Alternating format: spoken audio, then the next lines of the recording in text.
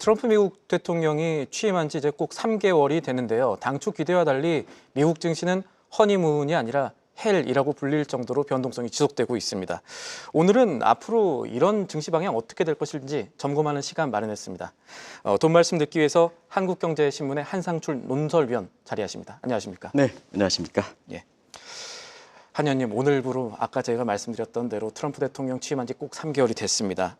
당초 기대와 달리 미국 증시 실망스러운 움직임 보이지 않았습니까? 네, 일단 새롭게 제가 평상시에 많이 생각했던 우리 신인기 기자와 같이 방송을 올 수 있으며 반갑고 시청자 여러분들 이 신인기 앵커는 한국경제TV에서 숨겨놓은 재원입니다. 제가 늘 보기인데 아주 성실하고 전문적 지식도 갖추니까 이렇게 문제가 있을 땐 따갑게 지적해 주시고 이렇게 좋을 때는 칭찬해 주시기 바랍니다. 그것이 새벽 방송의 힘이 아닌가 하는 생각이 듭니다. 3개월 됐습니다. 예. 신앵커 사실 상당히 길었습니까? 짧았습니까? 상당히 길었죠. 왜냐하면 너무나 많은 일들이 예, 일어났기 그렇죠. 때문에. 상당히 길게 느끼셨을 겁니다. 근데 증시적 측면에서 보면 대체로면 역대 대통령의 취임 3개월은 여러 가지 기대가 있고 이렇게 예상도 있기 때문에 증시는 좋았습니다. 과거 역대 대통령이 취임 이후 3개월을 한번 보겠습니다. 평균적으로는 4% 정도 올랐고요. 그다음에 친지정치 정책을 취하는 공화당 같은 경우에는 원래 전통적으로는 공화당 대통령 같은 경우는 친증시, 친기업, 친월가 정책을 취했거든요. 평균적으로 한 6% 올랐습니다. 그러면 트럼프 때는 어떨까? 지금 신앵커랑 같이 이렇게 하고 있습니다는 기대는 많았죠. 예. 사실 워낙 취임 전에 바이든 정부 때 주가가 좋았기 때문에 사실 친증시 정책 취하고 친원가 정책 취하면 트럼프 때는 더 이렇게 미국 증시가 좋아하지 않았냐 하는데 다들 좀 경험하셨겠습니다는 급락세입니다. 그 지수상으로 보면 S&P 지수가 지금 한 10% 떨어지고 나스닥이 우리 서학개미 분들이 좀 많이 갖고 있으신데요. 작년 말에 국내 증권사도 많이 추천해서 보유 비중이 상당히 높은데 그건 15% 정도 떨어졌습니다. 특히 트럼프 트레이드라 해서 예. 트럼프의 이렇게 나중에 말씀드리겠습니다는 관련된 주 테슬라라든가 이런 게 대표 주식이 됐죠. 평균적으로 한 40%가 추락했습니다. 그래서 신앵커께서 그 좋은 지적을 해주셨습니다는 3개월 동안은 허니문이 아니라 이렇게 일부 시청자분들 얘기를 보면 이 테슬라 이렇게 종목을 사셨던 분들은 예상과 달리 이렇게 떴기 때문에 헬이다 이런 표현이 나온다고 보겠습니다. 말씀하신 부분에 조금 더 덧대자면은 조금 더 우려되는 것이 지난 주말을 계기로 이 3대 지수 모두가 지금 데드크로스 상태에 돌입한 것으로 볼 수 있지 않습니까? 네, 상당히 드문 일이에요. 예. 왜냐하면 개별 지수별로 신앵커도 미국의 현지도 계셨기 때문에 잘 아시겠지만 다우지수, 나스닥, S&P 개별 지수는 데드크로스가 발생하는 경우가 있었습니다. 근데 최근처럼 동반해서 3대 지수가 데드크로스가 발생하는 것은 이례적이다 이렇게 됐습니다. 사실 데드크로스는 아마 시청자 여러분 잘 아실 겁니다. 단기 이동평균선 50일이 장기 이동평균선 200일 이동평균선을 밑으로 들어가는 현상이고 반대가 골든크로스 현상이죠. 그러면 이 데드크로스가 3대 지수가 모두 발생했을 때는 확실한 거는 증시 입장에서는 펀더멘탈이 되겠죠. 그래서 기업들의 실적이라든가 그다음에 매크로 사이드에서 측면을 보면 미국의 그 성장률 같은 거 이런 게 확실히 받쳐줘야 이렇게 주가가 회복될 수 있다 이렇게 보는데요. 만약에 이것이 이렇게 받쳐지지 못할 때는 장기 침체 국면에 간다 이렇게 됐습니다. 예. 그런 측면에서 우리 김채연 PD께서도 이게 사안의 중요성을 생각해서 아마 지난 주말에 잘 준비하셔가지고 테슬라에 대해서 특집을 아마 다시 반때 이렇게 했던 걸로 알고 있습니다. 1분기 실적 어떻게 보셨습니까? 우리 지금 앞선 데이터들 보면은 시장의 예상을 뛰어넘기는 좀 어렵지 않을까라는 생각도 들고 있는 상황이죠. 예. 상당히 지금 부분적으로 인도 판매라든가 유럽 판매가 나와서 시청자분도 1분기 실적이 만만치 않을 것이다 이렇게 보고 있습니다. 그리고 사실 테슬라의 공유택시라든가 이런 것도 자꾸 지연되는 분위기고 무엇보다도 테슬라가 일론 머스크가 정치적으로 되고 지금은 베센트에 밀려나는 분위기를 볼 때 트럼프의 그 혜택도 받지 못하지 않겠느냐 하는 것이 겹칠 가능성도 높습니다. 그리고 다음 주에는 미국의 1분기 성장률이 발표됩니다. 시청자 여러분 아시겠습니다. 1분기 성장률은 트럼프가 취임 후 첫 번째 성과를 평가받는 네. 다 해지만 그래서 관심이 있는 겁니다. 근데 두 가지 문제가 있거든요. 미국은 정책의 연관성 측면에서 트럼프는 너무 바이든의 지우길이 됐다는 얘기입니다. 그러면 정책적으로 보면 불연소성이 있다는 얘기죠. 이게 이제 금단 효과가 발생하는 거죠.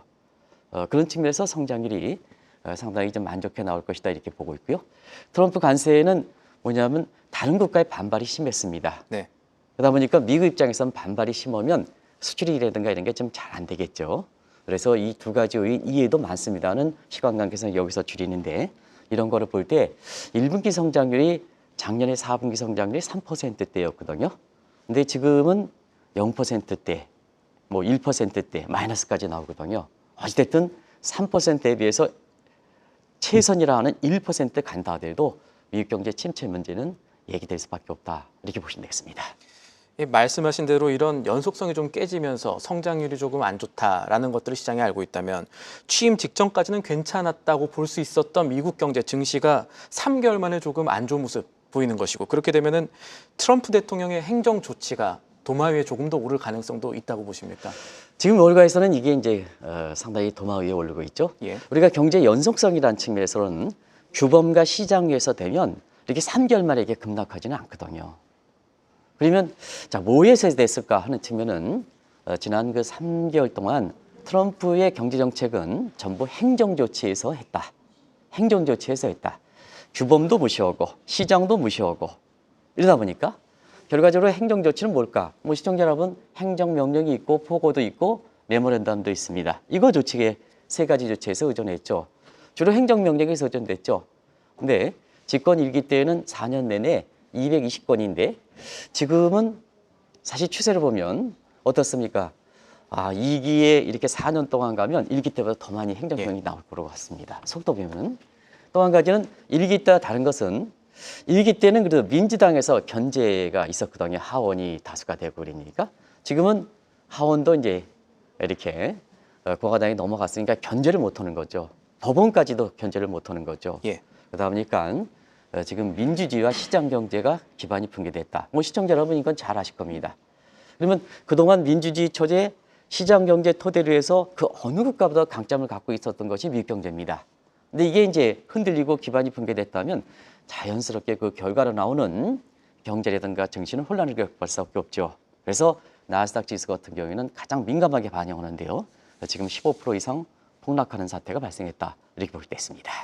국민들이 합의했던 법과 규범 무시하고 그리고 또 의회라든가 여러 가지 견제 장치들도 제대로 작동하지 않는다면 미국에서도 이제 부정부패라든가 이 외부 요인들 생각해야 될 시점이 오게 될까요? 네, 지난주에 아마 시청자 여러분도 외신을 통해서 깜짝 놀라셨을 겁니다.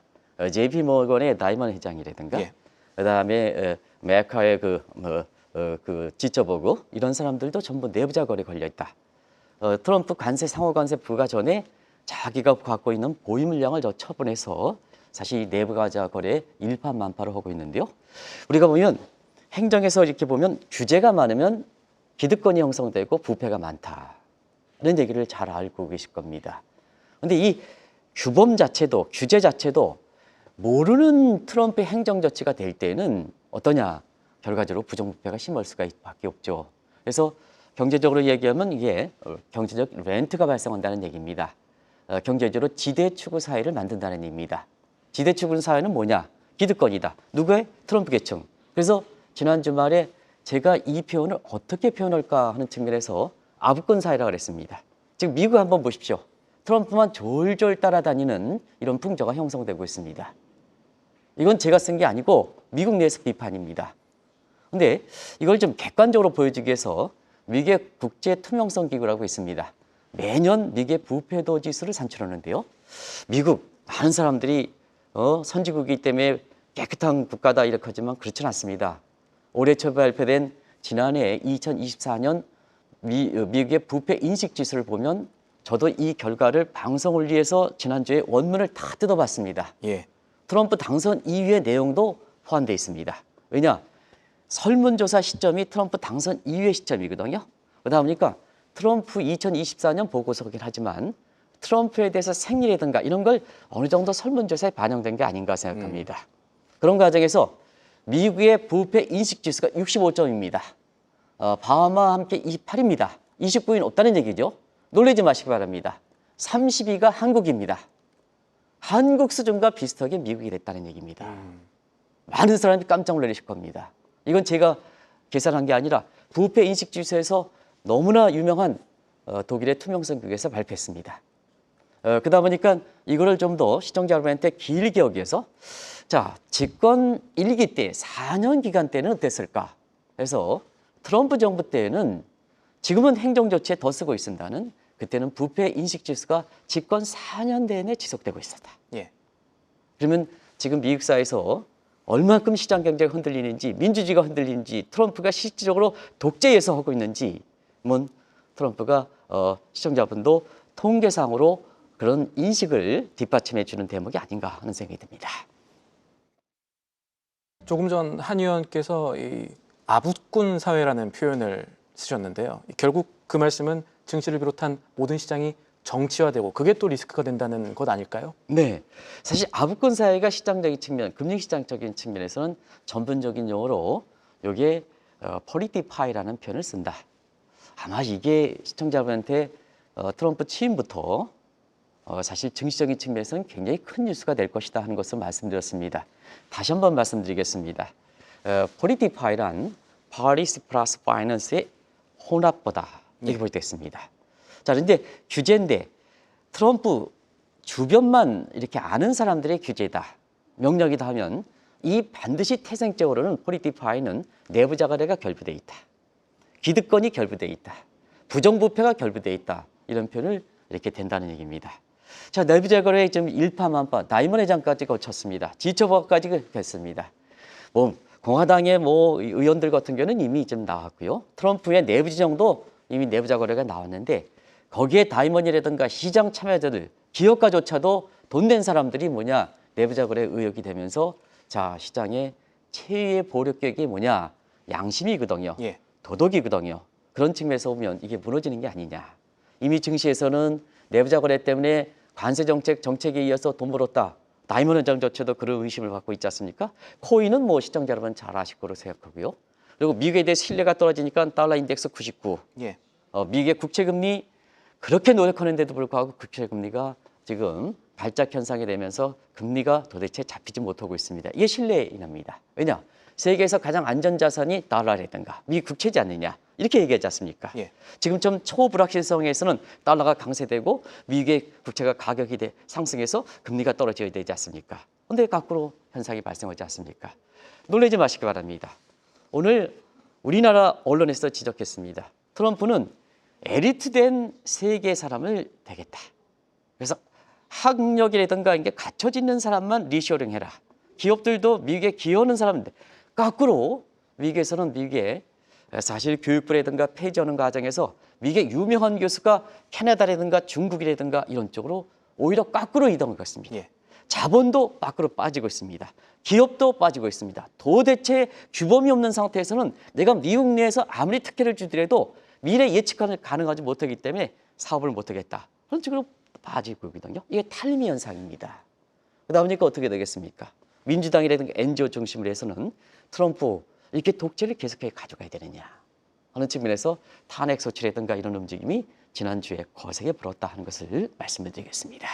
신뢰 문제가 중요해서 조금 더 질문드리면 또 하나 지금 증시에서 시장에서 최후의 보루라고도 인식되고 있는 파월 연준 의장, 이 정치권에서 해임하겠다라고 지금 하고 있지 않습니까? 이건 어떻게 보십니까? 지난주에 그 블룸버그의 베센트 이렇게 재무장관, 요새 이제 일론 머스크에서 힘이 실리고 있죠. 예. 이분의 인터뷰를 제가 직접 봤습니다. 근데 사실 이분의 얘기에서 달러라든가 페드의 파월 문제, 교체 문제에 대해서는 오래전부터 이렇게 교체를 검토해왔다. 트럼프의 말은 임기까지 가져가겠다 하는 얘기가 거짓말로 베센트 입장에서 나왔습니다. 근데 시청자 여러분, 이 문제가 왜 중요하냐면 가뜩이나 시장 참여들이 내부자 거래든가 이런 도덕심의 마지막 보루가 무너진 상태 아니겠습니까? 근데 제도적으로 보면 시장을 지키는 정치적 독립성과 정치적 중립성을 지키는 가장 최후의 보루가 중앙은행이지 않습니까? 예. 근데 중앙은행의 수장이 교체한다. 이렇게 되면 사실은 미국에서 경제라든가 정치는 누가 사실 이것을 지켜갈까? 하는 측면이거든요. 그 내용들은 다들 아실 겁니다. 그래서 작년 2024년 대선 과정의 5월부터 프로젝트 2025 계획에 결국 연준을 폐지시켜야 된다. 파월은 교체시켜야 된다. 그래서 지금의 미국의 트럼프 대통령의 이렇게 정책의 가장 중요한 두 가지 근간 보고서가 관세 정책과 관련해서 미란 보고서고, 그다음에 페드라든가 이런 수장과 관련 조직 개최와 관련돼서는 프로젝트 2025 계획이거든요. 거기에 가장 많이 원문에서 할애되는 게 페드의 폐지 문제입니다. 예. 페드의 폐지가 안 된다면 파월이 교체하고 파월이 교체가 안 된다면 사실은 관리권을 하는데요. 그 과정이 작년부터 대선 과정에서는 자 금리 인하 불가라고 해 있지 않습니까? 근데 취임 이후에는 무슨 금리 인하로 지금 이게 또 돌변했지 않습니까? 예. 이게 트럼프의 모습이지 않습니까? 근데 결과적으로 보면 지금 트럼프가 갖고 있는 여러 가지 정책 중에서 사실 파월이 눈에 가시고 페드가 눈에 가시니까 자 관세 정책에서 여러 가지 부작용이 나오는데 지난 주말에 소신 있게 파월이 뭐냐? 파월이 스태그플레이션 우려를 했거든요. 그럼 눈에 가시죠. 교체하겠다. 근데 시장의 최후의 보리는 또 하나 이렇게 무너지면 어떻게 될까? 아마 시청자분이 굳이 제가 답을 내지 않더라도 아마 잘 아실 거로 생각됩니다. 그렇다면 그 점에서 중요한 것이 파월 의장, 이 수장을 맡고 있는 연준, 독립적 기관인데 대통령이 파월 연준 의장 해임하는 것이 가능한 것인가? 이거부터 좀 짚어봐야 될 것 같습니다. 네. 일단 근거법은 트럼프의 독특한 근거법, 트럼프의 자체의 근거법이고 합의가 되지 않는 상태의 근거법과 그다음에 미국에서 합의된 근거법, 이걸 같이 나눠져야 됩니다. 예. 국내 언론에서는 그걸 다루지 않고 있는데 합의된 근거법에서는 페드 의장을 교체하는 사실상 어렵고 1913년 사실 그 페드가 설립 이후에 그런 경험도 없습니다. 그래서 정치적 독립성과 중립성을 그나마 지킨다 이렇게 보시면 되겠는데요. 내 문제는 그렇습니다. 파월 의장은 아시겠습니다. 제닛 옐런이 2014년부터 하면서 연준 의장 중에 평가가 A로, A 플러스 없습니다. A로 가장 높은데도 불구하고 또 페드 의장은 연임이 보통 하는 게 관행인데도 불구하고 2017년에 의욕적으로 파월로 교체했거든요. 예. 그럼 파월에 힘실어 줘야 되지 않습니까? 그런데 2019년에 트럼프가 금리 인하하라 할 때 그때 물가가 올라가니까 파월 입장에선 페드의 제1선 목표가 뭡니까? 물가를 안정시켜야 되지 않습니까? 그래서 금리 인하를 이렇게 예. 했거든요. 그때에 저렇게 저항하는 사람들은 어떻게 할까 하는 측면에서 합의가 되지 않는 트럼프의 근거법을 바로 시청자 여러분 아시겠습니다는 스케줄 F입니다. 이게 1919년에 제임스 세표에서 이게 내부적인 알려지지 않는 태스크포스의 수장으로서 만들어졌던 것이 스케줄 F입니다. 근데 이 스케줄 F에 보면 합의된 거에 의해서는 페드 의장을 교체시키지 못지만 본인 자신이 합의되지 않은 트럼프 근거법에 의해서는 파월 의장을 교체시킬 수 있는 이런 법이 있다는 얘기입니다. 그러다 보니까 충돌이 되겠죠. 예. 지난주에 거세게 충돌됐던 것도 바로 그렇죠. 그래서 근거법에서 나가게 한다. 근데 합의된 미국의 법에 의해서는 사실 파월을 교체하는 것은 불확실하다. 예. 하면 미국 내 거세지는 거죠, 시청자 여러분. 그러다 보니까 파월이 입장에서는 2026년 5월까지 한 임기를 다할 것이다 하는 측면이 바로 근거법에서는 합의된 근거법에서는 내가 소신을 다하는 게 걷지만 그러나 임기 전에 하면 파월은 어떠냐? 그래서 수용하겠다. 왜 그러냐? 나의 모속은 한나라 통수권자의 미국의 국민들이 뽑아졌기 때문에 잘 됐든 안 됐든 거기에서 임명권을 갖고 있는 입장에서 교체하면 내 입장에서 저항만 하는 것이 반드시 미국의 국민들을 트럼프가 아니라 국민들을 위해서 좋을 것인가? 그는 국민들을 위해서 수용할 수밖에 없다는 얘기입니다. 이게 우리나라에 많은 시사점을 던져주는 겁니다. 바로 이 대목이 미국의 혼란을 더 초래할 것이다 하는 것을 말씀을 드리겠습니다. 말씀하신 내용들 종합하면은 신뢰를 지킬 수 있는 마지막 보루, 임기를 생각하면은 불확실성 사실 남아 있다고 볼 수 있는 것이고, 그렇게 되면은 조금 뒤에 미국 증시 결국 많은 시장에서 걱정했었던 미국 증시 침체라는 것이 결국 올 수 있지 않겠나라는 걱정도 따라붙을 것 같은데 어떻습니까? 네, 상당히 중요한 내용을 신행커께서 주셨겠습니다. 그래서 결국은 파이널 드루인데요. 네. 마지막 지켜야 될 선이 있는 겁니다. 이렇게 사람과의 관계도 마지막 지켜야 되는 게 도의성입니다. 선을 넘으면 안 선을 되죠. 넘지 않죠. 예. 그 선을 넘어서 사실 여러 가지 라인 계층에서 이것이 정리하지 못할 때는 공개 방식으로 하는 게 좋습니다. 근데 트럼프가 공개 방식에서 파이널 드루가 넘는 선을 국민들의 합의에서 이것을 지켜낼 것인가? 그러면 지난 3년 동안 국민의 합의에 의한 여러 가지 규범을 지키지 않았겠죠. 이것이 향후의 미국 증시를, 미국 경제를 누가 지킬 것이냐? 미국에 소신 있는 사람일수록, 정치색을 띠지 않는 사람일수록, 미국을 절대 역사를 지키고 미국의 국익을 지키는, 공동적인 국익을 지키는 이런 입장에서 지금 결선을 던지는 상황이다 하는 것을 말씀을 드리겠습니다. 네, 오늘 말씀 여기까지 듣겠습니다. 상당히 의미 있는 내용 감사합니다. 지금까지 한국경제신문사의 한상춘 논설위원과 함께했습니다. 계속해서 다양한 경제 이슈를 알고 싶다면 구독과 좋아요, 알림 설정 부탁드립니다. AI 캐스터 권미정이었습니다.